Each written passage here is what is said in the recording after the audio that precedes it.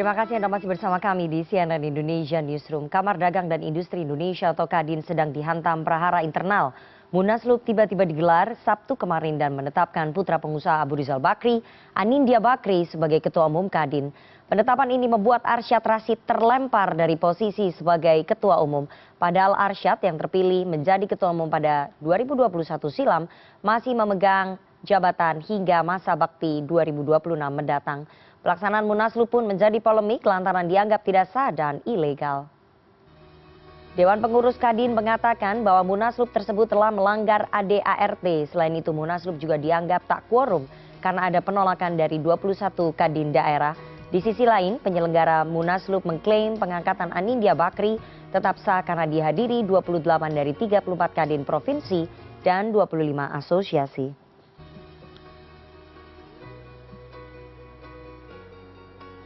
Kamar Dagang dan Industri Indonesia atau Kadin menggelar musyawarah nasional luar biasa pergantian Ketua Umum putra pengusaha Abu Rizal Bakri, Anindya Bakri terpilih di forum Munaslup menggantikan Arsyad Rashid. Ada apa di balik prahara internal Kadin? Sore ini kita akan membahasnya dengan Ketua Umum Kadin Arsyad Rashid. Selamat sore Pak Arsyad. Selamat sore Mbak Rifana, salam sehat. Ya, Pak Arsyad lagi nggak sehat ini melihat situasi di internal Kadin. Bagaimana ceritanya Anda tiba-tiba terlempar dan diganti dari posisi Ketua Umum?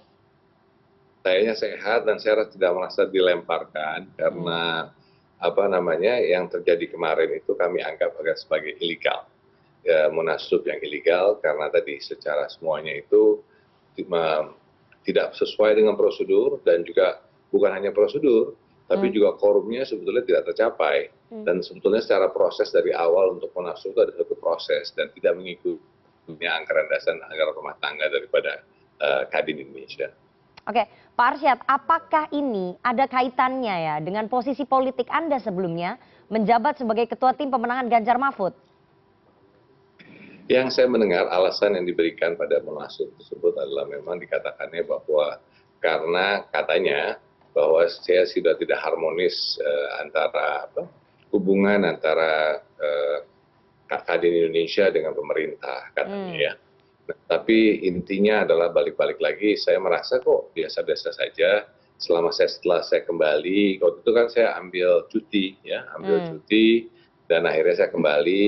Setelah saya kembali bekerja, itu pun waktu saya kembali sebelum saya kalau bercerita dari awal pertama kali saya juga mulai masuk ke dalam istilahnya untuk menjadi tim pemenangan pada waktu itu, saya juga bertemu dengan ketum-ketum daerah.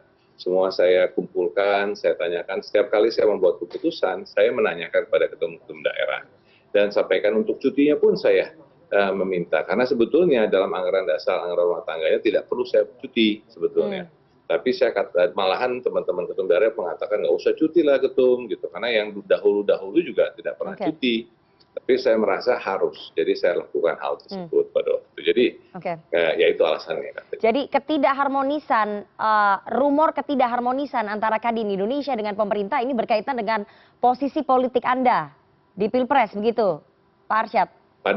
Katanya begitu, katanya. Nah, makanya yang buat saya lihat, tapi kan selama ini Kadin berjalan dengan baik, dan selama saya sudah kembali juga saya selalu bisa berhubungan dengan semua, saya bertemu dengan para menteri, saya bertemu dengan presiden, saya bertemu dengan semuanya, dan saya rasa juga ketum-ketum daerah, saya tanyakan ketum-ketum daerah juga, setelah tadi baru saya kembali, bagaimana hubungannya? Nggak ada, semuanya oke-oke saja, malahan kami sedang lagi membuat sekarang ini namanya white paper untuk persiapan daripada yang kami impikan masukan pada pemerintah selanjutnya. Baik, tapi sebetulnya ya Pak Arsyad, jauh hari kami media, kami wartawan sudah mendengar bahwa setelah Pilpres selesai memang posisi Anda akan digantikan sebagai Ketua Umum Kadin oleh Pak Anindya Bakri. Anda juga mendengar rumor itu kan, Pak Arsyad? Rumorsnya saya dengar, saya juga dengar. Cuman kan semua itu rumors dan semua katanya gitu ya. Jadi buat saya, prinsip saya jalankan aja apa yang harus saya jalankan. Karena semuanya rumors gitu ya. Nah, tapi yang buat saya prinsipnya adalah bagaimana bekerja. Karena apalagi yang harus kita lakukan. Karena bukan apa-apa, keadaan ekonomi kita juga sangat harus penuh kewaspadaan. Karena di dunia luar semuanya tidak baik-baik saja. Jadi kita fokus terhadap bekerja. Pak Arsyad, sebelum ini ketika Anda mendengar rumors bahwa Anda akan diganti oleh Pak Anindya Bakri, apakah Anda melakukan komunikasi dengan Pak Anindya Bakri? Anda berdua kan relatif dekat ya sebagai teman. Iya pastinya dong, masalahnya komunikasi pasti ada dan saya semua ya sebagai teman. Tapi dua hal yang berbeda, ada dua hal ya. Satu pertemanan, yaitu namanya seorang Arsyad dan seorang Anin. Tapi satu lagi adalah saya sebagai Ketua Umum Kamar Dagang dan Industri Indonesia, yang dimana sebagai Ketua Umum itu kan adalah posisi yang saya pegang, dan kalau dalam konteks itu berbeda antara pertemanan dan sebagai jabatan Ketua Umum Kadin Indonesia. Oke, setelah Munaslup ilegal yang Anda klaim itu, apakah Anda berkomunikasi dengan Pak Anindya Bakri? Mempertanyakan. Oh, tidak, belum ada komunikasi antara saya dengan Pak Anindya Bakri, karena saya juga kan intinya adalah sebagai Ketua Umum, saya harus tetap pertama-tama membereskan ini semua. Karena banyak hal yang terjadi gitu ya, yang sangat cepat sekali, mengagetkan, dan sekarang ya fokusnya membereskan Kadin Indonesia. Oke, Pak Arsyad, tadi Anda katakan bahwa hubungannya harmonis-harmonis saja antara Kadin Indonesia dengan pemerintah. Tapi kami dapat informasi bahwa di tengah konflik internal ini Anda meminta waktu bertemu dengan Presiden terpilih Pak Prabowo Subianto. Apakah Anda ingin meminta dukungan politik? Oh, saya tidak pernah meminta waktu untuk bertemu dengan Pak Prabowo Subianto. Karena buat saya adalah bahwa intinya tuh bagaimana saya menjalankan program-program yang ada, khususnya karena saya fokusnya di bidang ekonomi, ya itulah yang kami lakukan. Tapi kalau pertemuan dengan tim perekonomian Pak Prabowo kami lakukan, karena disitulah level untuk kami diskusi, ya. Nah, dan untuk kami yang paling penting adalah bahwa saya bertemu dengan Pak Prabowo di waktu itu di Paris, saya juga bertemu dengan beliau di IKN ya, di waktu acara 7 Agustus, dan juga di istana Presiden waktu Paus hadir gitu ya. Ya saya merasa tidak apa-apa karena saya menyalami beliau, kita saling salaman dan semuanya. Saya merasa tidak ada apa-apa. Oke, tapi kami dengar Anda kan sudah akan mengajukan langkah hukum ya terhadap Munaslup ini ya, betul ya Pak Arsyad ya?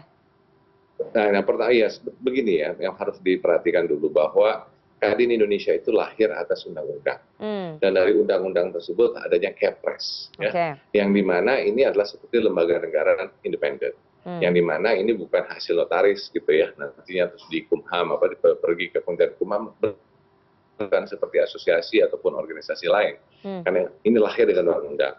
Nah, untuk itu ya ada perintah undang-undang, ada perintah ADRT, dan juga peraturan organisasi. Jadi bila mana ada yang melanggar dari konteks itu, ya kami harus melakukan yang namanya upaya disipliner dalam konteks internal, dan upaya hukum bila mana memang ada proses hukum yang harus dilakukan. Oke, jadi upaya hukum itu akan ditempuh ya? Anda akan melakukan perlawanan, Pak Arsyad? Bukan perlawanan, kami hanya menjalankan apa yang namanya anggaran dasar dan anggaran rumah tangga daripada Kadin Indonesia. Kata jangan lawan-lawan lah. Oke, artinya Anda akan mengajukan gugatan hukum begitu? Yang pertama pastinya kami kan di dalam undang-undang ya, Undang-Undang Kadin nomor 1 tahun 1987 jelas dikatakan bahwa kami itu mitra strategis pemerintah, dan pemerintah telah menjadi supervisi. Dan dengan demikian ya paling pertama yang kami surati adalah kami menulis surat dulu kepada pemerintah yang mengatakan pemerintah ada situasi dinamika situasi yang terjadi, kami mohon sekali untuk pemerintah ikut turun tangan, karena ini perlu ada penanganan khusus. Oke, kalau Anda mengatakan bahwa pihak Anda akan menulis surat kepada pemerintah untuk bisa menengahi ataupun menegakkan sesuai dengan aturan, yang menarik ya, Menkumham Pak Supratman Andi Aktas sekaligus kadernya Pak Prabowo malah sudah mengucapkan selamat kepada Pak Anindya Bakri. Jadi ini bagaimana sikap pemerintah yang bisa Anda lihat? Ya kalau buat saya kan gini, Pak Menkumham kan juga belum melihat anggaran dasar, anggaran rumah tangga daripada Kadin Indonesia sendiri. Wajar dong semua. Kalau udah mau mempelajari baru dipelajari gitu kan. Karena kan nggak mungkin semua undang-undang dihafal kan gitu ya. Nah ini kan adalah undang-undang tadi yang beliau pasti sekali nih Pak Arsyad. Kalau gimana kita ini kan harus memberikan positif energi kepada bangsa negara ini. Betul nggak? Oke, Anda nggak melihat bahwa pemerintah juga merestui Munaslup ini ya? Ketika Menkumham sudah mengucapkan selamat, ini kan sebetulnya apa yang terjadi di Kadin mirip seperti yang terjadi di partai-partai politik sebelumnya yang terbelah. Nah, coba ada dibedakan dulu. Kalau partai politik itu hasil ada dari akte notaris. Kalau kita itu kan kepres ya. Jadi berbeda dong. Oke. Oke, jadi Anda tetap meyakini bahwa pemerintah tidak cawe-cawe ya, tidak mengintervensi Munaslup ini ya, tidak ikut andil dalam. Saya percaya sekali. Saya sangat percaya dan ini hanyalah yang saya katakan segelintir atau beberapa perorangan-perorangan yang melaksanakan Munaslup ini dengan tidak sah dan ilegal saya katakan. Oke, karena selain Menkumham yang sudah mengucapkan selamat buat Pak Nindya Bakri, ada tokoh-tokoh yang juga hadir di dalam forum Munaslup seperti Ketua MPR Pak Bambang Susatyo, beliau juga petinggi Kadin begitu ya. Kemudian ada mantan Ketua Kadin sebelumnya yang juga Menteri Investasi, Kepala BKPM Rosan Loslani hadir di situ. Artinya publik melihat bahwa ini adalah representasi wajah pemerintah yang mendukung Munaslup. Ini di sini yang harus di-clearkan dulu ya. Bahwa tadi setiap orang punya jabatan tuh beberapa loh. Misalnya contoh Pak Rosan tuh Menteri Investasi dan beliau juga adalah Ketua Dewan Kehormatan Kadin loh. Dan lalu selain itu juga adalah Pak Bambang Susatyo, beliau juga adalah salah satu daripada kepala badan di dalam Kadin Indonesia. Jadi jabatan itu bermacam-macam. Jadi jangan dilihat sebagai Ketua MPR ataupun sebagai yang namanya Menteri Investasi. Jadi bukan representasi wajah pemerintah ya, ataupun sikap pemerintah kalau ya Pak Arsyad? Kalau buat saya melihatnya demikian. Oke, karena ketika Anda dulu terpilih pada tahun 2021, informasi yang didengar oleh wartawan, Anda adalah representasinya Pak Jokowi. Ketika Pak Jokowi mendukung Anda, makanya Anda terpilih sebagai Ketua Umum Kadin. Nah sekarang kemudian peta politik berubah, Anda terlempar begitu, Pak Arsyad. Pertama begini, waktu saya masuk dahulu, saya masuk tuh pada waktu Munas, ya. Munas yang dimana waktu itu semua orang punya hak untuk masuk, ya. Nah, sedangkan hari ini bukan, hari ini masih berjalan, Munasnya masih sampai dengan nanti 2026. Saya ingin tanya ya, dalam sejarah Kadin berdiri pernah ada Munaslup nggak, Pak Arsyad? Setahu saya, my understanding tidak pernah, ya. Nanti mungkin harus saya pelajari kembali, tapi my understanding tidak, ya. Oke. Jadi ini adalah kejadian pertama ada Munaslup di tubuh Kadin ya? My understanding begitu. Saya harus cek. Saya come back to you, Rifana. Oke. Terakhir, langkahnya apa setelah ini, Pak Arsyad? Kami pertama adalah ya dengan sendirinya fokus terhadap pekerjaan. Ya, kami harus terus meneruskan program-programnya. Kami lagi berjalan karena tadi balik secara ekonomi Indonesia baik, tetapi dunianya tidak baik. Jadi kami harus fokus itu. Kami lagi menjalankan namanya white paper untuk menuju tadi Indonesia emas. Kita harus memastikan bagaimana 5 tahun ke depan kita bisa economic growth 8%. Karena penting sekali bahwa 8% itu menjadi kunci utama untuk kedepannya yang dimana supaya kita bisa menuju Indonesia emas. Itulah fokus kita. Saya sudah mengatakan pada semua, mari kita kerja terus. Oke, baik.